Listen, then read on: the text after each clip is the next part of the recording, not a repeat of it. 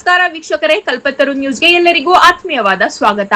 ಬಿಜೆಪಿಗೆ ಸೇರ್ಪಡೆ ಕಾರ್ಯಕ್ರಮ, ಮೋದಿ ಆಡಳಿತ ನೋಡಿ ಮತ್ತೆ ಪಕ್ಷಕ್ಕೆ ಮರಳಿದ ಕಾರ್ಯಕರ್ತರು. ಬೆಂಗಳೂರು ಬಿಜೆಪಿ ವಿಶ್ವದಲ್ಲೇ ಅತಿ ಹೆಚ್ಚು ಸದಸ್ಯರಿರುವ ಪಕ್ಷ ಎಂಬ ಹೆಗ್ಗಳಿಕೆಗೆ ಪಾತ್ರವಾಗಿದೆ. ದಕ್ಷಿಣ ಜಿಲ್ಲಾ ಬಿಜೆಪಿ ಉಪಾಧ್ಯಕ್ಷ ಕೆ ಉಮೇಶ್ ಶೆಟ್ಟಿ ಹೇಳಿಕೆ. ಬೆಂಗಳೂರು ಗೋವಿಂದರಾಜನಗರ ವಿಧಾನಸಭಾ ಕ್ಷೇತ್ರದ ನಾಯಂಡನಹಳ್ಳಿ ವಾರ್ಡ್ನಲ್ಲಿ ರಮೇಶ್ ಹಾಗೂ ಶ್ರೀನಿವಾಸ್ ರವರು ಅಪಾರ ಬೆಂಬಲಿಗರು ಬಿಜೆಪಿ ಪಕ್ಷಕ್ಕೆ ಸೇರ್ಪಡೆಯಾದ ಸಂದರ್ಭದಲ್ಲಿ ಮಾತನಾಡಿದ ಅವರು, ಪ್ರಧಾನಿ ನರೇಂದ್ರ ಮೋದಿ ರವರ ನೇತೃತ್ವದಲ್ಲಿ ದೇಶ ಕಳೆದ 12 ವರ್ಷಗಳಲ್ಲಿ ವಿಶ್ವದ ಬಲಿಷ್ಠ ರಾಷ್ಟ್ರಗಳ ಸಾಲಿನಲ್ಲಿ ಗುರುತಿಸಿಕೊಂಡಿದೆ ಎಂದರು. ದೇಶದ ಎಲ್ಲಾ ಭಾಗಗಳಲ್ಲಿಯೂ ಬಿಜೆಪಿ ಪಕ್ಷದ ಕಮಲ ಅರಳಿದ್ದು, ಆರ್ಥಿಕ ಕ್ಷೇತ್ರದಲ್ಲೂ ಭಾರತ ವಿಶ್ವದ 4ನೇ ಆರ್ಥಿಕ ಶಕ್ತಿಯಾಗಿ ಹೊರಹೊಮ್ಮಿದೆ ಎಂದು ಹೇಳಿದರು. ಹಿಂದೆ ಪಕ್ಷ ತೊರೆದ ಹಲವಾರು ಕಾರ್ಯಕರ್ತರು ಇದೀಗ ಮೋದಿ ಅವರ ಆಡಳಿತ ಹಾಗೂ ಪಕ್ಷದ ಸಂಘಟನೆ ನೋಡಿ ಮತ್ತೆ ಬಿಜೆಪಿಗೆ ಮರಳುತ್ತಿದ್ದಾರೆ ಎಂದರು.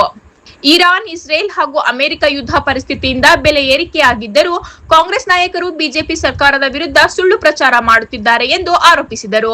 ರಾಜ್ಯದಲ್ಲಿ ವಿದ್ಯುತ್, ಹಾಲು, ನೀರಿನ ಬಿಲ್ ಸೇರಿದಂತೆ ಮನೆ ನೋಂದಣಿ ಶುಲ್ಕಗಳು ಬೆಲೆ ಏರಿಕೆ ಮಾಡಿರುವ ರಾಜ್ಯ ಕಾಂಗ್ರೆಸ್ ಸರ್ಕಾರ ಜನತೆಗೆ ಉತ್ತರಿಸಲೇಬೇಕು ಎಂದು ಆಗ್ರಹ ಮಾಡಿದರು. ಎಸ್ಐಆರ್ ಕುರಿತು ಸಾರ್ವಜನಿಕರು ಸರಿಯಾಗಿ ಅರ್ಥ ಮಾಡಿಕೊಳ್ಳಬೇಕು.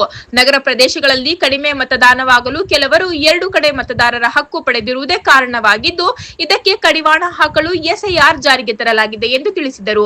ಕಾರ್ಯಕ್ರಮದಲ್ಲಿ ಬಿಬಿಎಂಪಿ ಮಾಜಿ ಸದಸ್ಯೆ ರಾಜೇಶ್ವರಿ ಬೆಳ್ಳಗೋಡು, ಮಂಡಳ ಅಧ್ಯಕ್ಷ ಮಂಜುನಾಥ್, ವಾರ್ಡ್ ಅಧ್ಯಕ್ಷ ಜಗದೀಶ್, ಕ್ರಾಂತಿರಾಜ್, ದೊಡ್ಡವೀರಯ್ಯ, ಎಸ್ ರಾಜ್, ಬಾಲಾಜಿ, ಜೈರಾಮ್ ಹಾಗೂ ಹೇಮಂತ್ ಉಪಸ್ಥಿತರಿದ್ದರು.